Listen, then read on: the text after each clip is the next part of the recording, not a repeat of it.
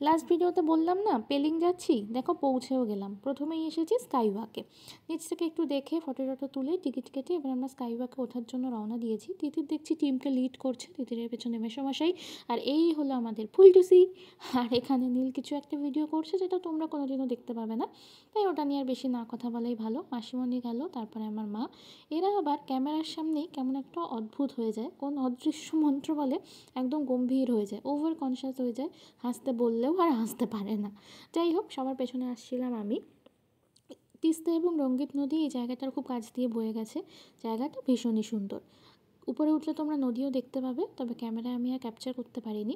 দুটো ইনফরমেশান তোমাদেরকে দিই, এক হলো এটা হলো ভারতের প্রথম গ্লাস স্কাইওয়াক, আর দ্বিতীয়টা হলো এখানে যে বোধিসত্ত্বের মূর্তিটা আছে, দেখলেও তোমরা পরেও আবার দেখবে, বোধিসত্ত্ব চেনরেজিক, সেটা ওয়ার্ল্ডের টলেস্ট।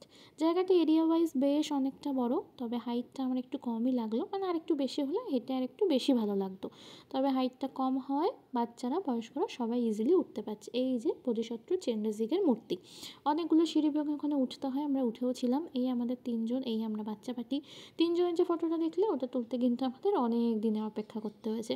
প্রচুর প্রেয়ার হুইল ছিল, তিতিরকে ভিডিও বানিয়ে দিলাম, তারপরে বড়টা দেখেও ম্যাডাম আমাকে ছাড়েনি, এখানেও ভিডিও বানালো আমাকে দিয়ে, জানি না কি করবে, পোস্ট তো কোথাও করে না।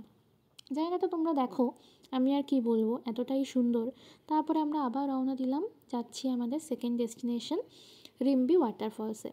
এই যে দেখো নীল, সাদা, সবুজ, নীলের বিভিন্ন শেড সব মিলিয়ে যে কালার কম্বিনেশনটা হয়, সেটা একদম ম্যাজিকের মতো, সমস্ত মন খারাপ যেন ভুলিয়ে দেয় ক্ষণিকের জন্য হলেও। এই যে রিম্বি ওয়াটারফলস, এখানে নামাও যায়,